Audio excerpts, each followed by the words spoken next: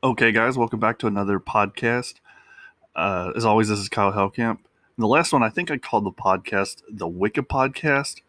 Let's change the name up. I think I'm going to call it the Wikiclick Podcast because Wikiclick, I think, is already a recognized term, and it just kind of rolls off the tongue a little better, you know? Anyway, last time we started with ancient Egypt. This time we're going to start with toxoplasmosis. Why toxoplasmosis? Why not? Let's learn a little bit about this disease, shall we? Toxoplasmosis is a parasitic disease caused by Toxoplasma gondii. Infections with toxoplasmosis usually cause no obvious symptoms in adults. Occasionally, there may be a few weeks or months of a mild flu-like illness, such as muscle aches and tender lymph nodes.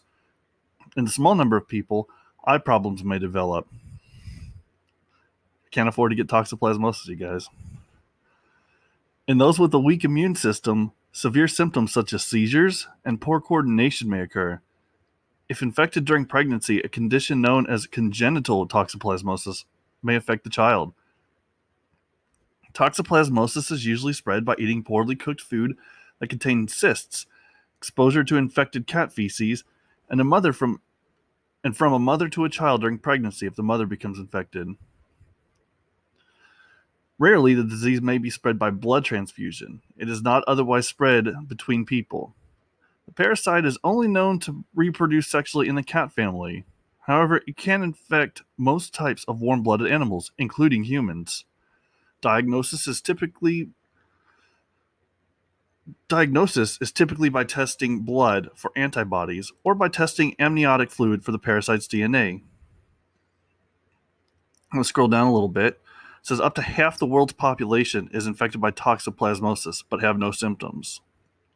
That means look to your left, look to your right, and look at me. 2 of the 4 of us have toxoplasmosis. Oh, never mind. It says in the United States about 23% are affected. So those people you looked at, only 1 out of 4 of us, roughly, are affected.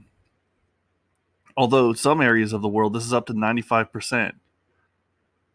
And then this article has a long list describing different types of everything from its location to the way that it breeds. And I'm going to scroll down to crazy cat lady syndrome because that one kind of caught my eye and it's a little funny. Crazy cat lady syndrome is a term coined by news organizations to describe scientific findings that link the parasite Toxoplasma gondii to several mental disorders and behavioral problems.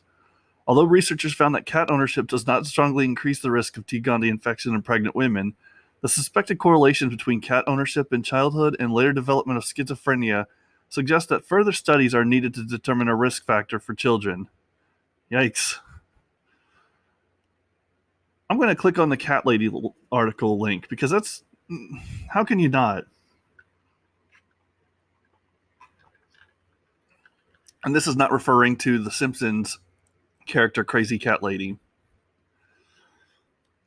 A cat lady is a cultural archetype or stock character, often depicted as a woman, a middle-aged elderly spinster, who owns many pet cats.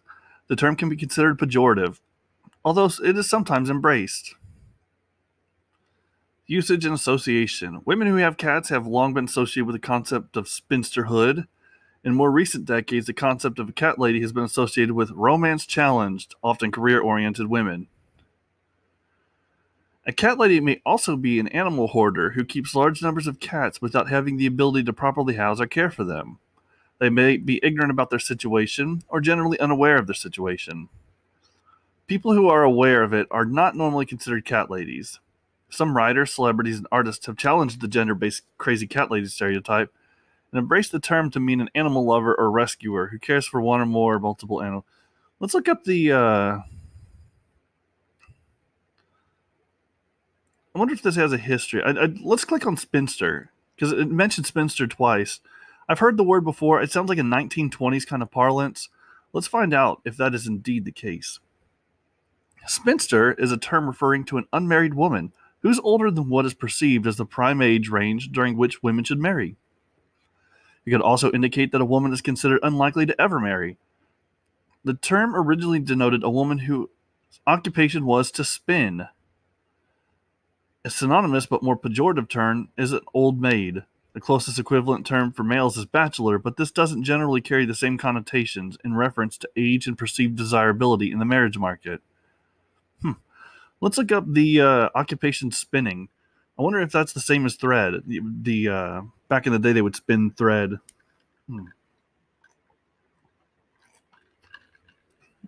Clicked on it. That seems to be the case. Spinning is the twisting together of drawn-out strands of fibers to form yarn, and is a major part of the textile industry. The yarn is then used to create textiles, which are then used to make clothing and other products. There are several industrial processes available to spin yarn, as well as hand spinning techniques, where the fiber is drawn out, twisted, and wound out onto a bobbin. What's a bobbin? A bobbin is a spindle, or a cylinder, with or without flanges, on which wire, yarn, thread, or film is wound. Okay. Looked up the bobbin. Let's go back to spinning, because I kind of want to look up the history of that. Even though that this is a Wikipedia article kind of random shuffle podcast, I do admit that I have certain proclivities. I'm drawn toward history, if I can use words that I'm able to pronounce. I can spell words, can't pronounce them. But I am drawn toward history, so let's look at the history of this. Hand spinning was a cottage industry in medieval Europe, where the wool spinners, often women and children, would provide enough yarn to service the needs of the men who operated the looms.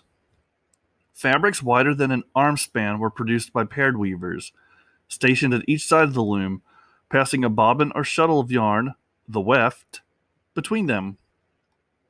In Britain, the introduction of the flying shuttle sped up the weaving process and enabled the operation of a broadloom by a single weaver. This halved the number of weavers required to produce a given quantity of broadloom fabric on a single loom. Effectively, it more or less doubled woven output and the demand for spun yarn. The subsequent invention of the spinning jenny water frame helped meet this demand through mechanization. Its technology was specialized and costly and employed water as a motive power. Spinning and weaving as cottage industries were displaced by dedicated manufactories developed by industrialists and their investors. The spinning and weaving industries, once widespread, were concentrated where the sources of water, raw materials, and manpower were most readily available, particularly West Yorkshire. Let's click on West Yorkshire. I've heard of Yorkshire. It sounds pretty British. And looking at the map, it is indeed English. It's up there pretty far into the English countryside. West Yorkshire is a metropolitan county in England.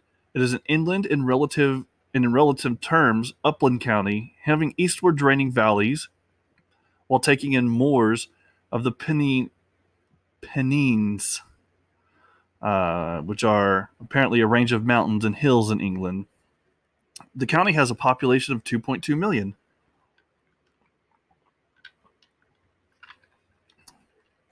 West Yorkshire came into existence as a metropolitan county in 1974 after the passage of the Local Government Act of 1972. Fascinating.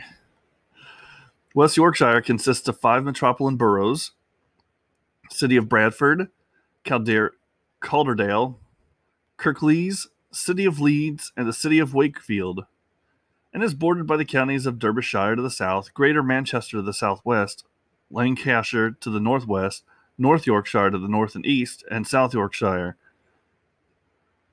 Let's scroll down a little bit and see the history. One of the things that's fascinating about history in England and Europe in general is just how historical it is. Don't get me wrong, America, Africa, Asia, many of these other continents have quite a storied history as well.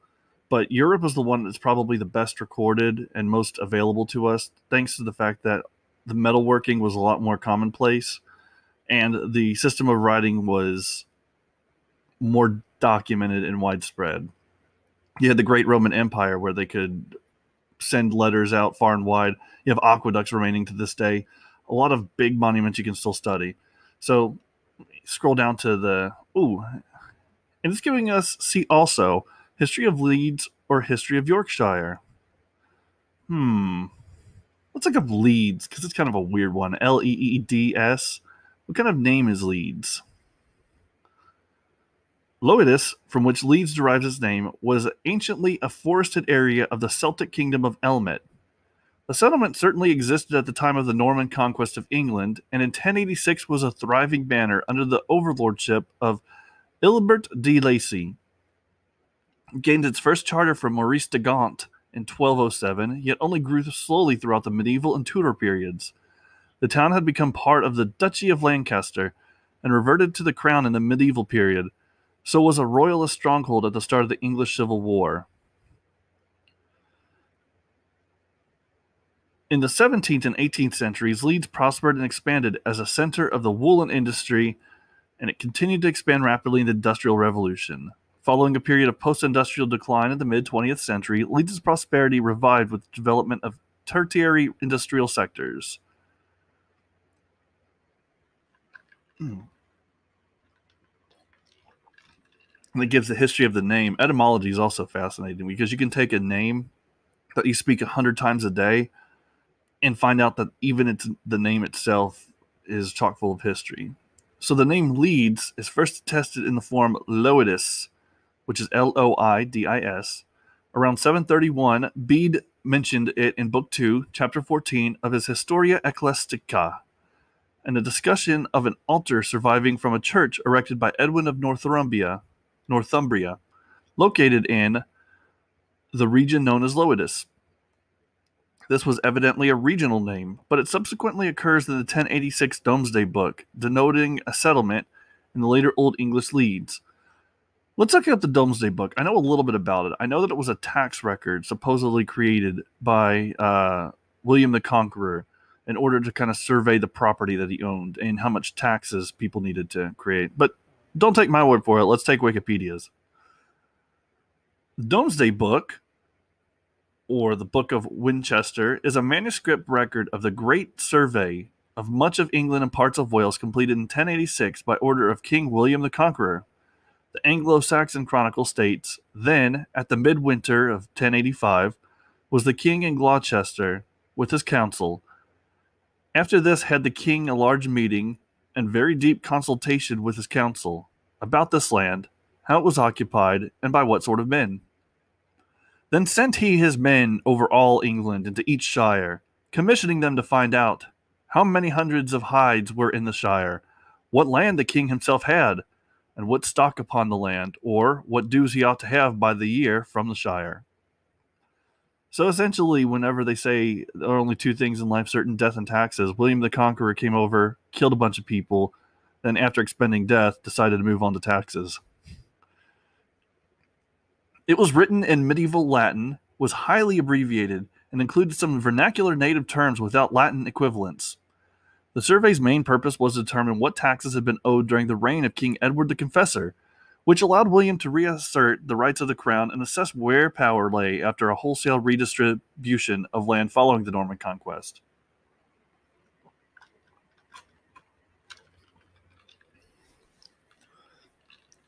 The assessor's reckoning of a man's holding and their values, as recorded in Domesday Book, was dispositive and without appeal. The name Domesday Book, Middle English for Doomsday Book, came into use in the 12th century, as Richard Fitzneel wrote in the Dialogus de Sacrario, which was written in 1179. For as the sentence of that strict and terrible last account cannot be evaded by any skillful subterfuge, so when this book is appealed to, its sentence cannot be quashed or set aside with impunity.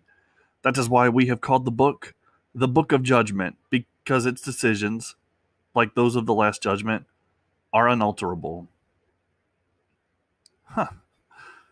So it sounds like the assessors are the people that would go around kind of determining what property was owed and how and where, were the ones that determined what the king saw. So it sounds a lot like you'd probably want to make the assessor very happy. Treat him right, slaughter the freshest, most plump pig that you have out in your cottage and say, hey, maybe if you don't mention that parcel of land and the livestock on it, maybe you go home a little richer. Sounds like it was ripe for potential for corruption.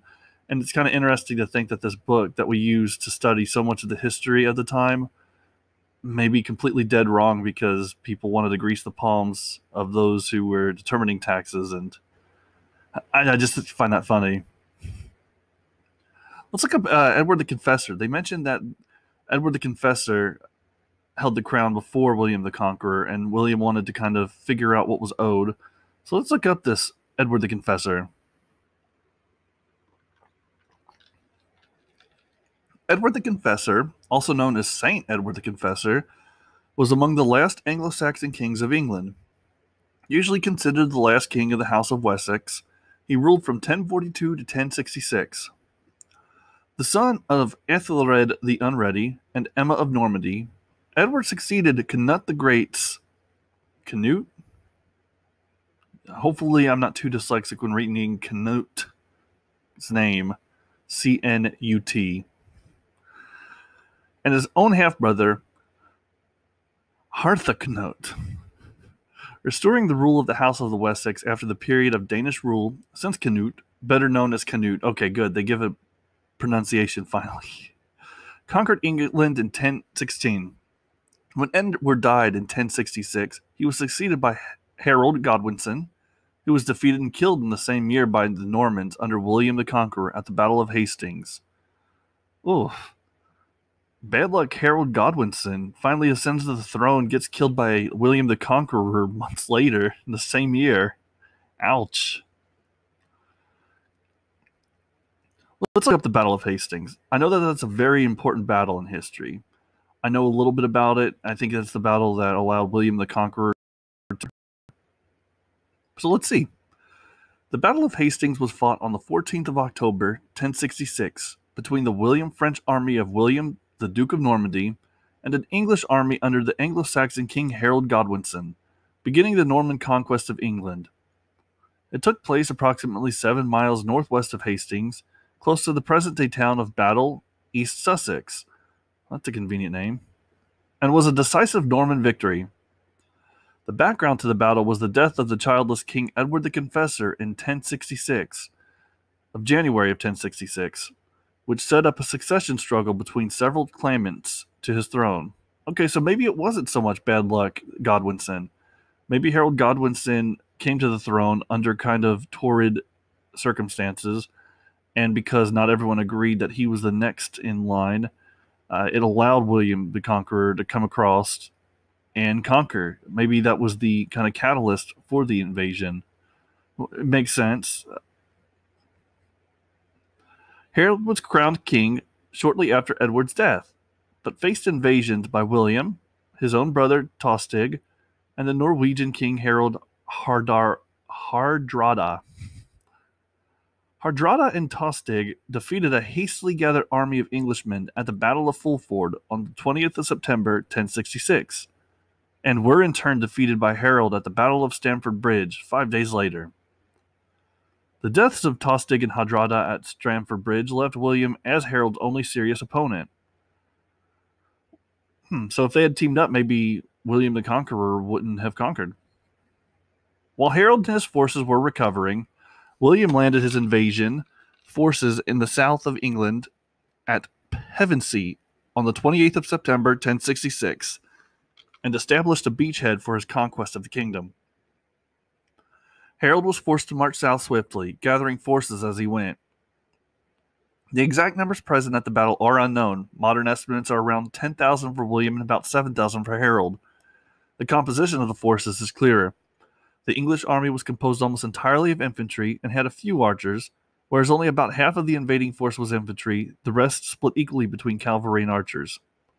Harold appears to have tried to surprise William, but scouts found his army and reported its arrival to William, who marched from Hastings to the battle to confront Harold. The battle lasted from about 9 a.m. to dusk. That's kind of crazy. It's just hard to imagine some of those old-fashioned battles before firearms really became prominent, where you would actually line up, meet your opponent, and then charge, and then just hope to God that your abilities and attacks were practiced enough that you could survive, or at the very least, more practice than your opponents. Early efforts of the invaders to break the English battle lines had little effect. Therefore, the Normans adopted the tactic of pretending to flee in panic and then turning on their pursuers. Harold's death, probably near the end of the battle, led to the retreat and defeat of most of his army. After further marching and some skirmishes, William was crowned as king on Christmas Day of 1066.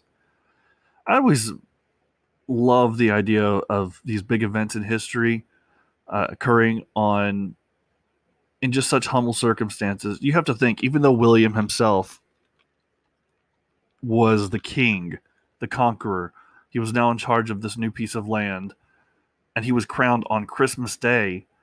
You have to think it was probably crowned in a very kind of humble area. Parliament building hadn't been built yet. There weren't really that many.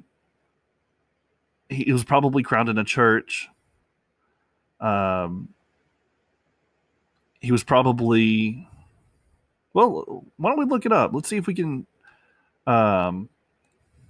click on William the Conqueror here, because his name is mentioned, and we will go down to whenever he was crowned.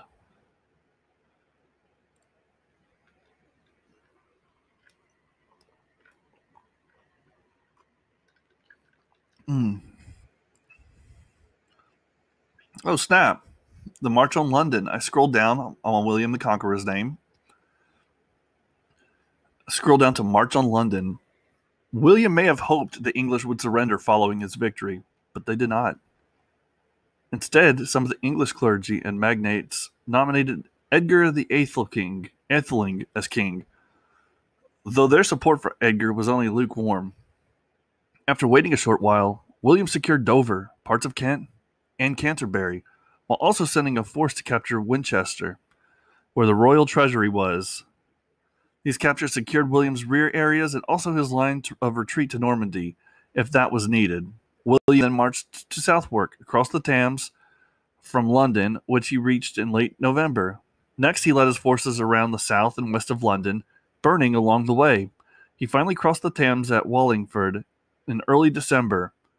Stigand submitted to William there, and when the Duke moved on to Berkhamsted soon after, Edgar the Atheling, Morcar, Edwin, and Ealdred also submitted.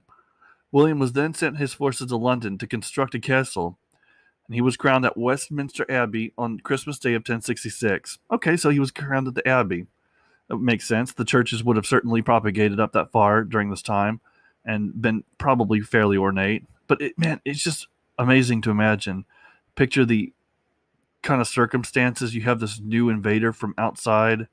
It's very cold, very significant day. It's Christmas, and he's being given the crown. It's just fascinating. Let's click on the Thames.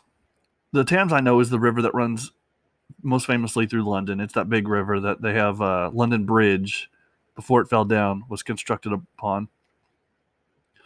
It says the River Thames is a river that flows through southern England, most notably through London. At 215 miles, it is the longest river entirely in England, and the second longest in the United Kingdom, after the River Severn. It flows to Oxford, where it is called the Isis, Reading, Henley-on-Thames, and Windsor.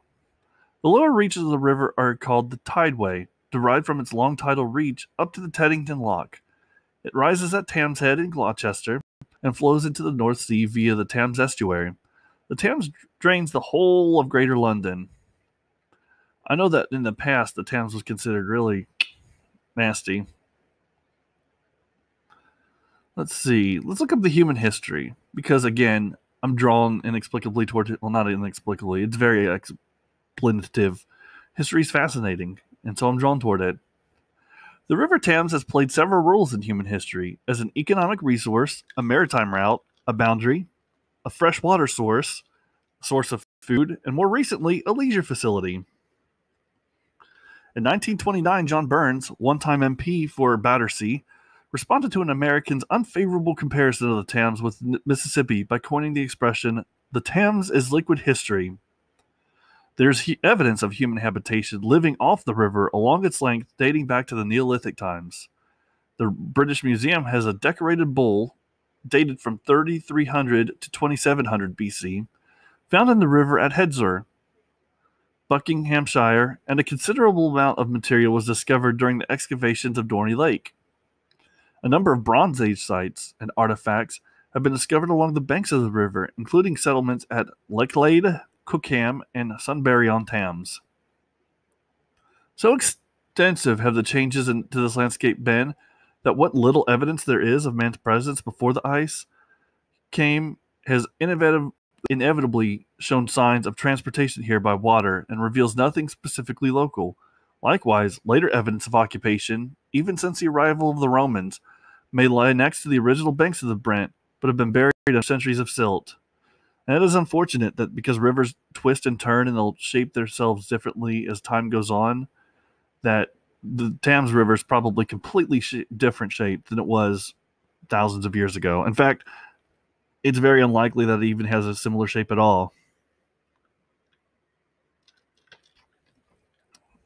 I know that there's the Mississippi, America's big prideful river, in the 1800s, and I believe it was the mid 1800s, a ship carrying a lot of luxury goods sank, was lost, and then was rediscovered in a farmer's field like half a mile or so away from the river itself, just because the river had changed shape so many times.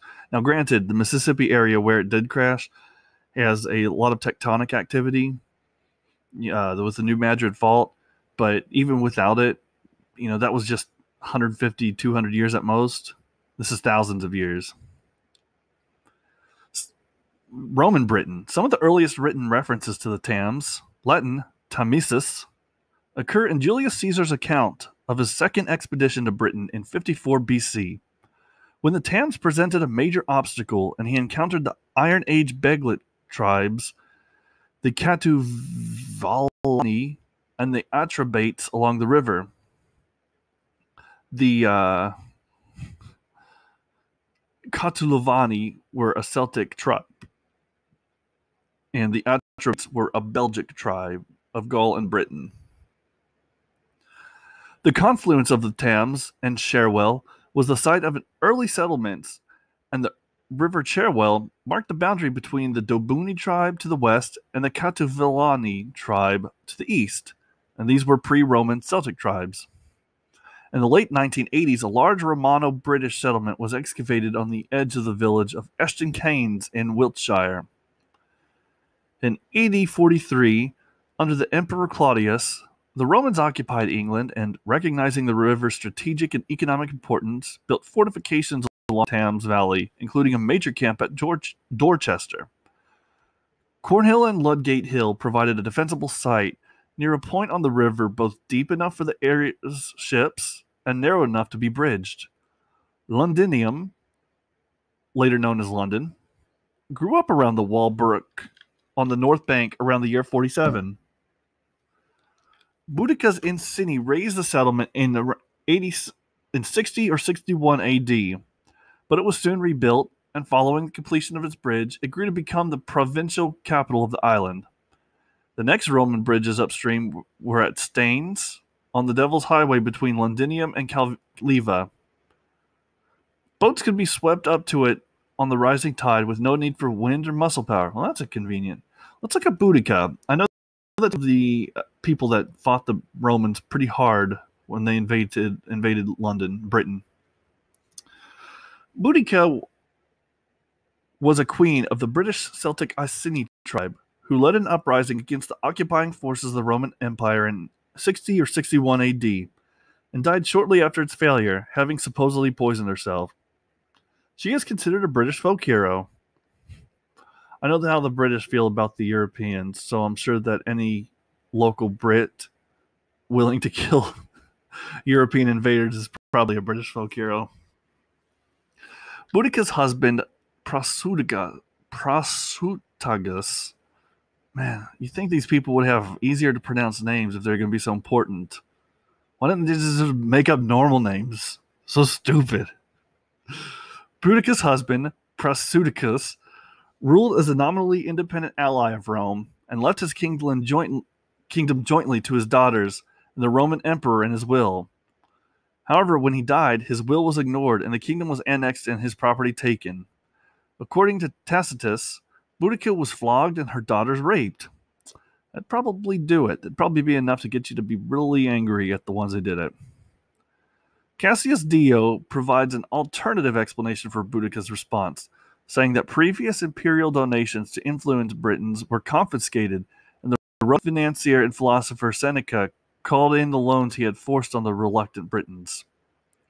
In 60 or 61 AD, when the Roman governor Gaius Suetonius Paulinus was campaigning on the island of Anglesey off the northwest coast of Wales, Boudicca led the Iceni, the Trinovants,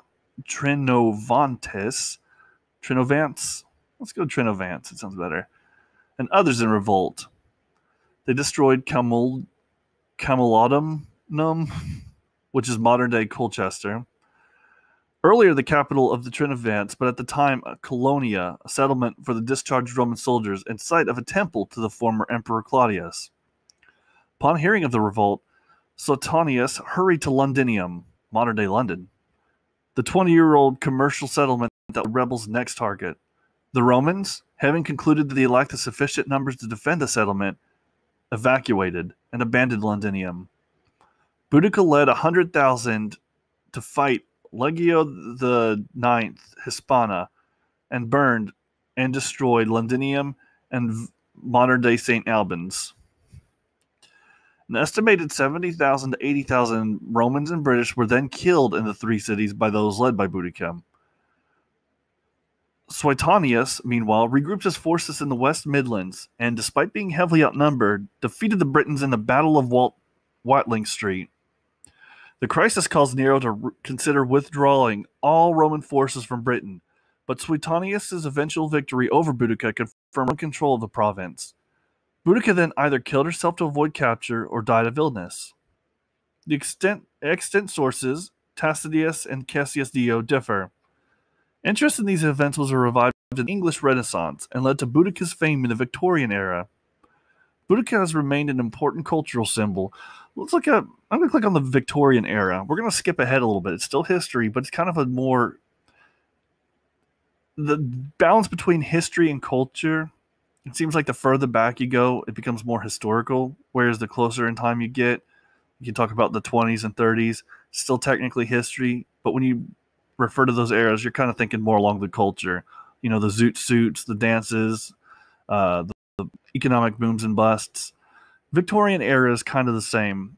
It is technically history, but when you think of it, you think of the kind of like steampunk style, everyone dressed really fancy, grimy streets, kind of the best of times, the worst of times. And I don't know, I think this is more of a cultural article, but you know, culture and history are just inseparable. Victorian era. In the history of the United Kingdom, the Victorian era was the period of Queen Victoria's reign from the 20th of June 1837 until her death on the 22nd of January 1901. Wow. She was there for a long time. I believe she was actually the second longest reigning monarch. First, I think, is the current Queen Elizabeth, the Queen Mum, Queen Elizabeth II. Let's see. The era followed the Gregorian period and preceded the Edwardian period, and it's later had the Belle Epoque era of France and continental Europe. In terms of moral sensibilities and political reforms, appeared with the Reform Act of 1832, which was a wide-ranging created wide-ranging changes to the electoral system in England and Wales. There was a strong religious drive for higher moral standards led by the nonconformist churches, such as the Methodist and the evangelical wing of the established Church of England. Moral standards improved very dramatically, especially in the middle class. The period was peaceful among the great powers, with only one mid-sized international war, which was the Crimean War. Britain enjoyed strong naval superiority, leadership worldwide in manufacturing, finance, railways, shipping, and entrepreneurship. Britain embarked on global imperial expansion, particularly in Asia and Africa, which made the British Empire the largest empire in history. National self-confidence peaked. Ideologically, the Victorian era witnessed the resistance to the rationalism that defined the Gregorian period, and an increasing turn toward romanticism and even mysticism with regard to religion, social values, and the arts. It's kind of amazing how it swings back and forth like that. Now, I'm a fan of rationality, but I gotta say the romanticism that occurred in that period and some of the art that you see emerging from Europe at the time is just unrivaled in its beauty. If you ever get a chance, look at romantic period art, especially ones depicting scenery, and just look at how they depict everything. The forests are dark and mysterious and overwhelming, ominous. Clouds are just massive. The sky goes on forever with big, billowy towers of clouds spiring up toward the heaven. It's just, you can tell by looking at it, the artists had an unimaginable appreciation of nature and the place man had within it, and how small we are, and just how magical it kind of seems. Domestically, the political agenda was increasingly liberal, with a number of shifts in the direction of gradual political reform, industrial reform, and the wide franchise of the franchise. There were unprecedented demographic changes. The population of England and Wales almost doubled from 16.8 million in 1851 to 30.5 million in 1901. And Scotland's population also rose rapidly from 2.8 million in 1851 to 4.4 million in 1901.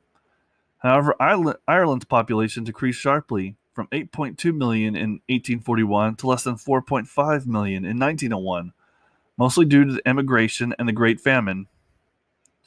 Between 1837 and 1901, about 50 million emigrated from Great Britain, mostly to the United States, Canada, South Africa, New Zealand, and Australia. The two main political parties during the era remained the Whigs and the Liberals, and the Conservatives. By its end, the Labour Party had reformed as a distinct political entity.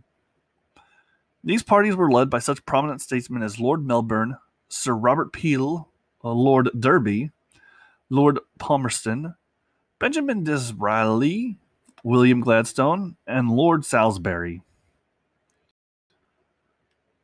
Let's look up the Great Famine in Ireland. I know a little bit about it.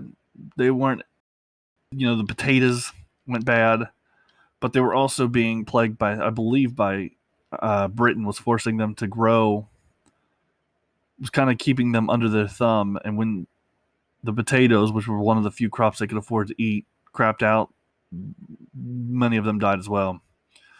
The Great Famine, or the Great Hunger, was a period of mass starvation, disease, and emigration in Ireland between 1845 and 1849, with the greatest impacted areas to the west and south of Ireland, where the Irish language was primarily spoken.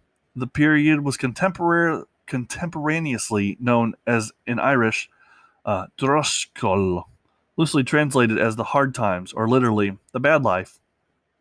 The worst year of the period, that of Black 47, is known as Irish Blaen an Dorsali, sometimes referred to mostly outside Ireland as the Irish Potato Famine, due to about 2/5 of the population having a subsistence reliance on this cheap crop for a number of historical reasons. During the famine, about 1 million people died, and 1 million more immigrated from Ireland, causing the island's population to fall by between 20 and 25%. Now, that's kind of crazy, imagining that just 1 out of every 4 or 5 people just up and either leaves or dies. The proximate cause of famine was potato blight, which ravaged potato crops throughout Europe during the 1840s. However, the impact in Ireland was disproportionate, as 1/3 of the population was dependent on the potato for a range of ethnic, religious, political, social, and economic reasons, such as land acquisition, absentee landlords, and the Corn Laws, which all contributed to the disaster in varying degrees. Let's look up the Corn Laws. Let's see a little about the laws on corn.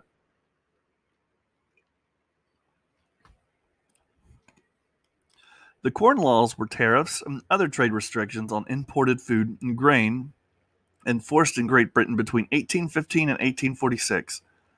They were designed to keep grain prices high to favor domestic producers and represented British mercantilism.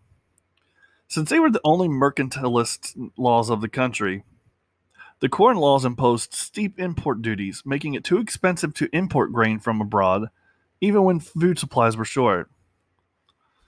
The Corn Laws enhanced the profits and political power associated with land ownership.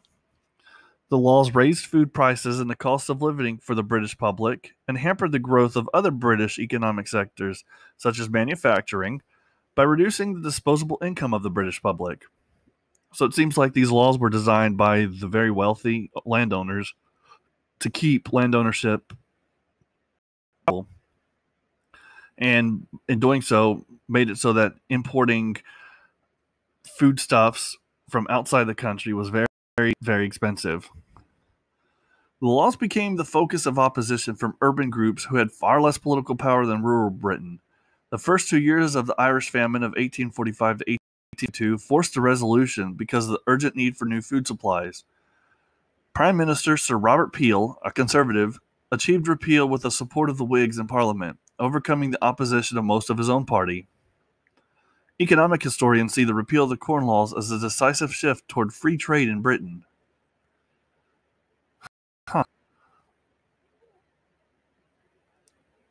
Go down. Let's look up.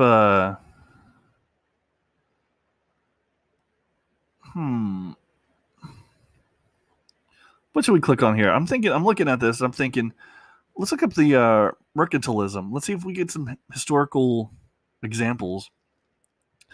Mercantilism is a national economic policy that is designed to maximize the trade of a nation and historically to maximize the accumulation of gold and silver as well as crops. Mercantilism was dominant in modernized parts of Europe from the 16th to the 18th centuries, before falling in decline, although some commentators argue that it is still practiced in economies of industrializing countries in the form of individual rights. It promotes government regulation of a nation's economy for the purpose of augmenting state power at the expense of rival national powers. Mercantilism includes a national economic policy aimed at accumulating monetary reserves through a positive balance of trade, especially of finished goods. Historically, such policies frequently led to war and also motivated expanse. So essentially, keep it all in the country, keep the country rich. I can see. Mercantilism theory varies in sophistication from one writer to another and has evolved over time. High tariffs, especially on manufactured goods, were an almost universal feature of the mercantilist policy.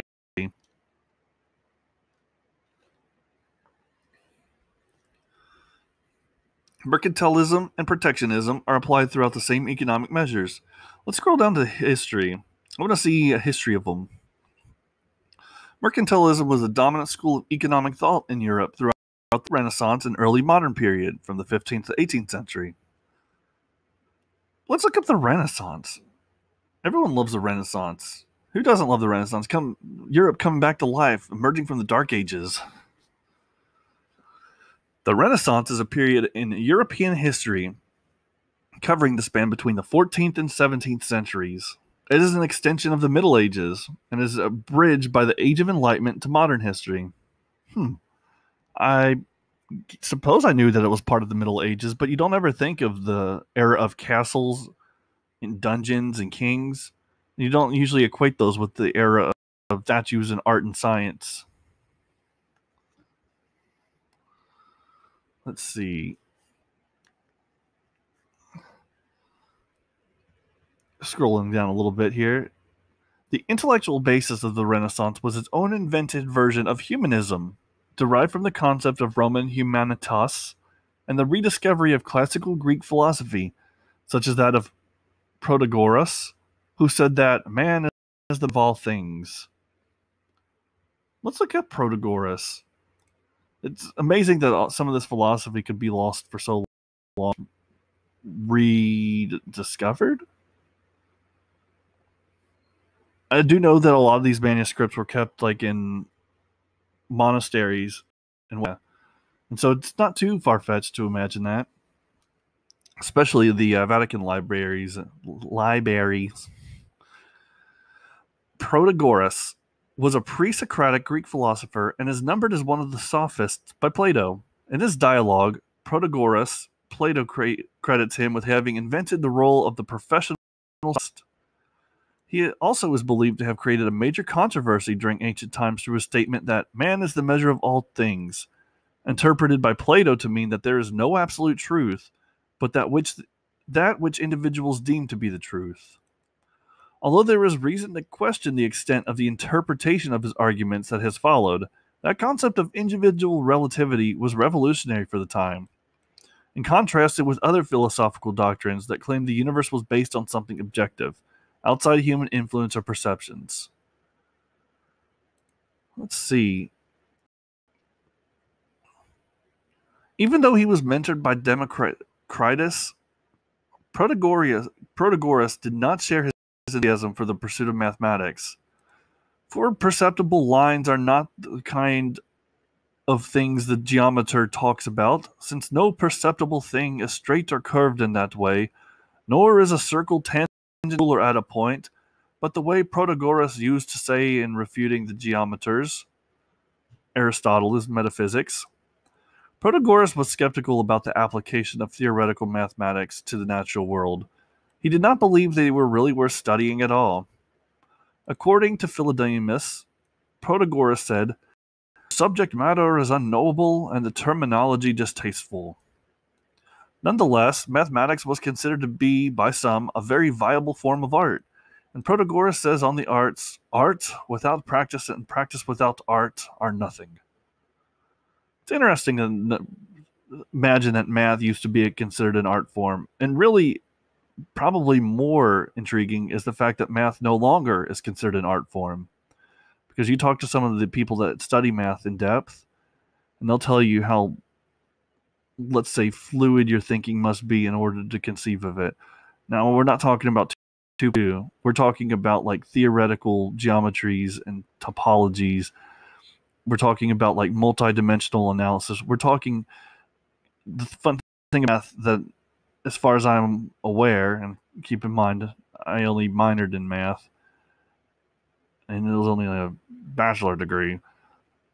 Math can be invented to do whatever you need, whether it's describing a completely false universe or describing our universe.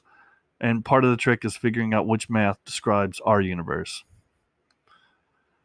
Protagoras also was well known as a teacher who addressed subjects connected to virtue and political life. He especially was involved in the question of whether virtue could be taught, a commonplace issue of 5th century BC Greece that has been related to modern Plato's dialogue. Rather than educators who offered specific practical training in rhetoric or public speaking, Protagoras attempted to formulate a reasoned understanding on a very general level of a wide range of human phenomena, including language and education. In Plato's Protagoras, he claims to teach the proper management of one's own affairs, how best to run one's household, and the management of public affairs, how to make the most effective contribution to the affairs of the city by word and action. Sounds to me that Protagoras would probably, if he were times, do well as a YouTube commentator, commentating on modern political, personal ideas. He also seems to have an interest in orthoepia, the correct use of words. Ironic that I can't pronounce that. Although the topic was more strongly associated with his fellow sophist, Prodicus. In his eponymous Platonic dialogue, Protagoras interprets a poem by Simonides, focusing on the use of words, their literal meaning, and the author's original intent. This type of education would have been useful for the interpretation of laws and other written documents in the Athenian courts. Diogenes Laertius reports that Protagoras devised a taxonomy of speech acts such as assertion, question, answer, command, etc. Aristotle also says that Protagoras worked on the classification and proper use of grammatical gender. Let's look up Diogenes Laertius, because I can't pronounce the name, and why not? That's funny. Diogenes Laertius was a biographer of the Greek philosophers. Nothing is definitively known about his life, but lives and opinions of eminent philosophers is a principled source of the history of Greek philosophy. I'm losing it.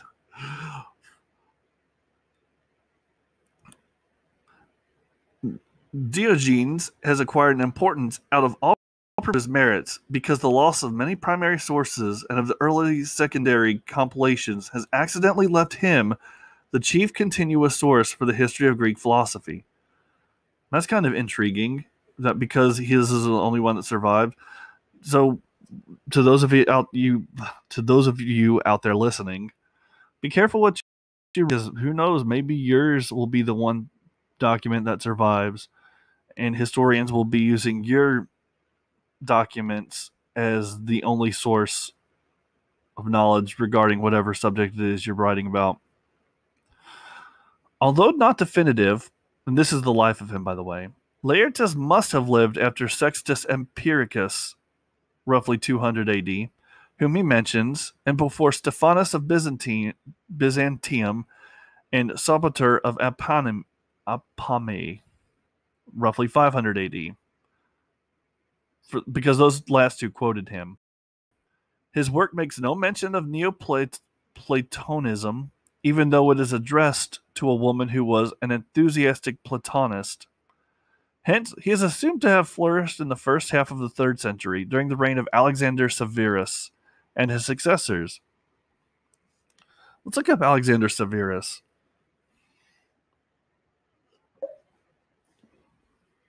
Severus Alexander was Roman emperor from 222 to 235, 222 to 235 AD, and the last emperor of the Severan dynasty.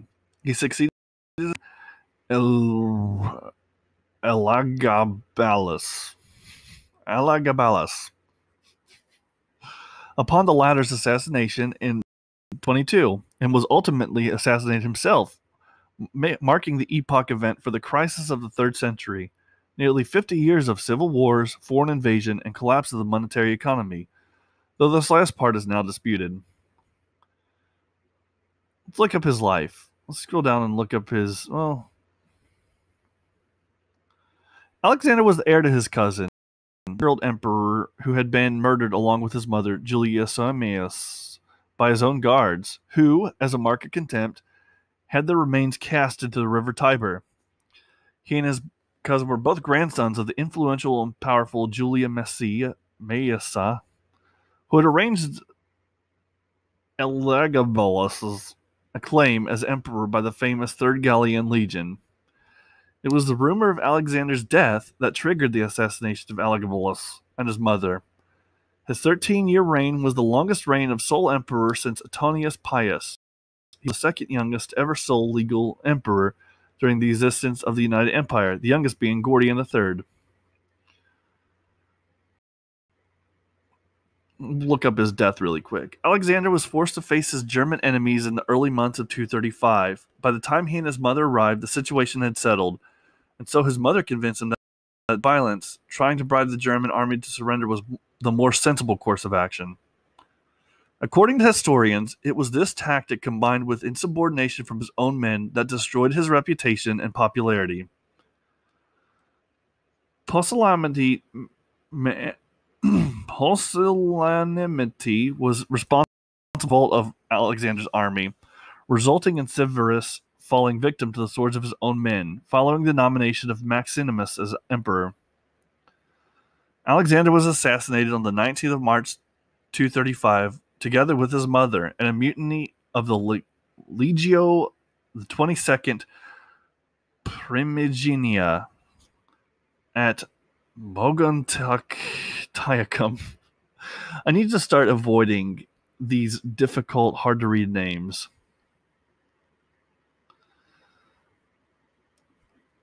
Anyway, guys, I think that about travel down this rabbit hole. If you can forgive my mispronunciation and my laughable grasp of the English language, what do we learn today? We learned about Severus Alexander, briefly. We learned about Diogenes Laertius and how he was the person whose documents, we don't know much about him personally, but his documents are pretty much all that we have left, chronicling Greek philosophy. Protagoras, who, as I mentioned, was a Greek philosopher and probably a successful YouTube channel nowadays. We looked up the Renaissance, which was a brief recovery of humanism during the Middle Ages and creating a bridge to the Age of Enlightenment. We look at mercantilism and how it was kind of the prominent economic philosophy during the Renaissance, and how mercantilism was kind of a high tariff understanding of economic trade where you wanted to keep your country the richest. But we also learned of this philosophy, we had the Corn Laws, which were laws that put high tariffs and trade restrictions on imported food outside of Great Britain, and that because of these, you had the Great Famine, or the Great Irish Potato Famine, which, because a lot of poor people lived in Britain and Ireland, and they weren't able to import more food, the food that they had on their island was all went to kind of to crap because of the blight of the Victorian era, and how Queen Victoria herself reigned for quite a long time, and this was marked of reforms in the era. We looked at Boudica, who got really angry with the Romans for essentially reneging on their agreement with her Boudica's husband, whenever he died, left his kingdom to his daughters and the Roman emperor jointly, but because they reneged on that and like raped and their daughters, Boudica was mad, and so she wound up killing between 70 and 80,000 of them, and burning down many of their civilizations. It's not known whether she killed herself or died of illness, but it is understood that because she didn't completely succeed, the Romans still kind of considered the island of Britain to be theirs, whereas apparently it seems that the emperor was considering withdrawing altogether. We looked up the River Thames and how it's been kind of a source of human history for long periods of time. We looked up William the Conqueror, and he marched onto London and wound up taking a piece of it because of a kind of for the crown beforehand, and he took advantage of this weakened state. Not only did he take advantage, he probably personally thought that he was the heir, and because of might, that's what he became. Looked up the Battle of Hastings, which was the decisive victory of William the Conqueror over his opponents, especially Harold Godwinson in England. Now, Harold Godwinson, we knew, defeated his two other rivals beforehand. Edward the Confessor, we looked up, and we looked up how he was defeated by Harold Godwinson. Harold Godwinson, as I mentioned, bad luck Harold, because Edward the Confessor wound up passing on the throne, dying in January of 1066, and Harold Godwinson lost the kingdom a few months later in October to William the Conqueror. Looked up the Domesday Book, which they said was just like the final book of good and evil that judges all man at the end of time. So too, the Domesday Book is inescapable. Can't escape taxes, you can't escape death. And this writer seems to believe that while God has death on mark, Conqueror was taking care of the taxes. Looked up the history of Leeds and how it came from the name Loidus around 731 in his book. We looked up West Yorkshire, and we looked up how it was a county in Britain that was surrounded by all these. Itself has a long history, but we didn't get too far into that. We just looked up the specific city of Leeds. We looked up spinning and textiles, and we learned that the word spinster refers to not just a woman of apparently kind of older, unmarried, but dates back to the spinning. Apparently, unmarried women would commonly do this. Spinster, as mentioned, being kind of a pejorative for an old maid. The crazy cat lady syndrome, which itself is a stereotype derived from people who hoard cats, and cats being the organism in which the parasite Toxoplasma gondii lives. And that was the rabbit hole for today. That was our Wikiclick adventure, starting with Toxoplasmosis and ending all the way up at God, where did we wind up? We wound up pretty far. This was certainly an adventure, folks. That's right, Severus Alexander. So from Toxoplasmosis to Severus Alexander. That was our Wikiclick adventure. Thank you guys so much for watching. I'm going to call it quits here for today. And until next time, thank you so much for watching, and goodbye.